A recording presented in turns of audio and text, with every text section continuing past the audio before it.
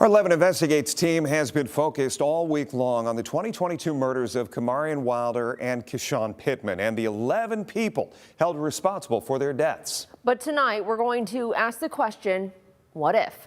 What if the two men sitting in prison for life had nothing to do with the crime? Lead investigator Brian Duggar asks that question. 2 years later, Brent Kohlhofer and Charles Walker are still saying they had nothing to do with these murders. Of course, that doesn't mean they're innocent, but as you see tonight, there are, I think, some legitimate concerns about the case. And the question is, are these the two men who brutally killed two teenage boys? We, the jury, find defendant Brent Kohlhofer guilty. On May 16, 2024, a jury finds Brent Kohlhofer and Charles Walker guilty of killing Kamarion Wilder and KyShawn Pittman. He's staring down the rest of his life on the same structured schedule every day, eating the same thing every day, not having any freedom whatsoever. And I think anybody in that situation would feel hopeless and in despair. And I think that's exactly how he feels.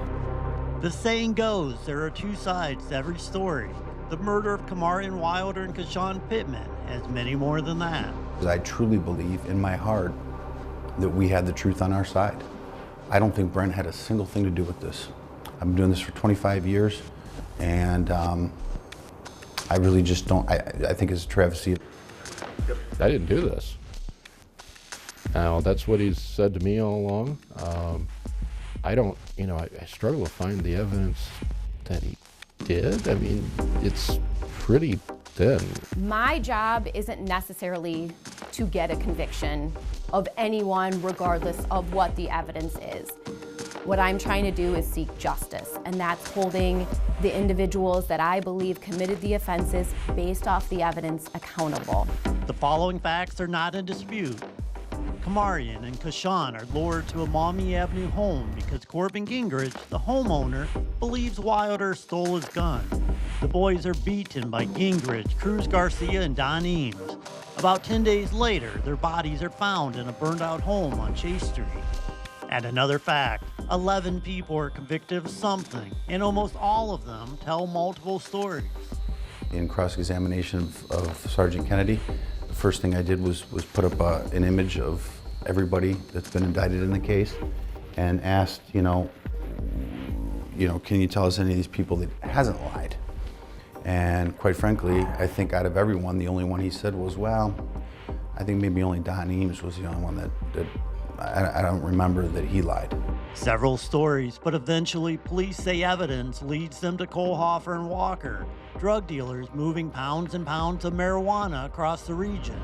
Police say the motive is anger and disrespect over the teens stealing from the two men. After Gingrich and Eames beat the teens, they put the wheels in motion for them to be killed. Well, they called Cruz Garcia. He went over there and recognized KyShawn Pittman as someone that Brent Kohlhofer was looking for, and then called Brent Kohlhofer, and then Brent and Charles went over there and then abducted the boys from the house and then took them to, obviously, where they ended up being found. No physical evidence could link the men to this Maumee Avenue alley. However, there was a text message that seemed to indicate the men were not here. And that text message was from Don Eames to his girlfriend. Now you remember Don Eames, right? He was a suspect who police said they believed more than any other suspect. He was sleeping in the basement at Corbin Gingrich's place, and he sends a text to the girlfriend saying, I can't believe you're gonna leave me here where these two kids died. Obviously extremely important, but it was not allowed to be admitted into evidence. So that's a big deal. If they die in that house, Brent Kohlhofer and Charles Walker are not guilty of this. They're not only not guilty, they're actually innocent.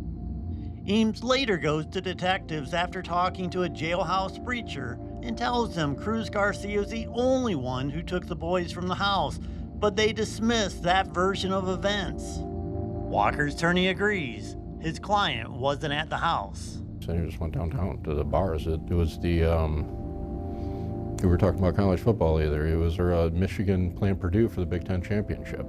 So he went down and had a drink or something like that and went back home. But what about Kohlhofer? Where was he?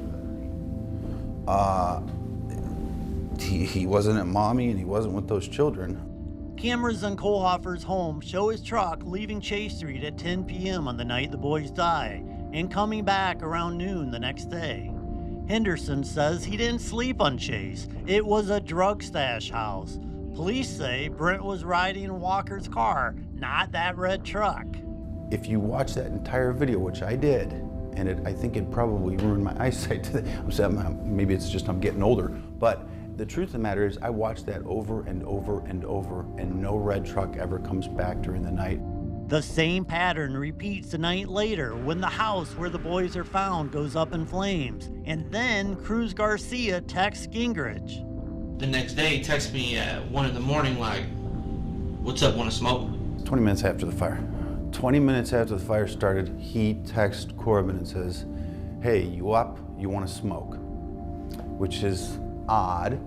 9 hours later, Garcia makes a Facebook post about thieves. He claims that that was meant for Don Eames, who he literally saw Don Eames the night before at Corbin Gingrich's. And he could have addressed the situation then, and he could have gotten upset with Don Eames then, but he didn't. And by the way, it was $150 that Don Eames owed him. It just doesn't make any sense. It just goes to this story doesn't make any sense. Both defense attorneys believe Cruz Garcia, the state's main witness, killed Kamarian and KyShawn. If Cruz Garcia doesn't say this, Cruz Garcia is at least going to prison for life without possibility of parole like Walker is now. Cruz Garcia is not in prison for life without possibility of parole. Garcia's truck is taken by police, but not tested, despite everyone saying he's a key player in the kidnapping. He's a suspect. He's an aggravated murder suspect. He has an F-150, perfect for hauling stuff, and they leave it outside in December, sleet, snow, rain, that could totally damage and deteriorate any DNA evidence. And quite frankly, they never even tested the back of that truck for DNA evidence. It's disturbing. Kohlhofer and Walker are appealing their convictions. It's a shot, but it's a long shot. Nobody wants to see people get away with murder, and neither do I. But I want to make sure we have the right people.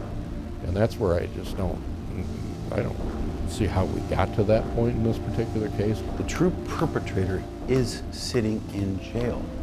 His name is Cruz Garcia, possibly Corbin. I don't know what level of damage was done by Corbin. But these guys are going to be out in their early 40s. My guy is going to be in there, Brent Kohlhofer is going to be in there for the rest of his natural life. 411 Investigates. I'm Brian Duggar.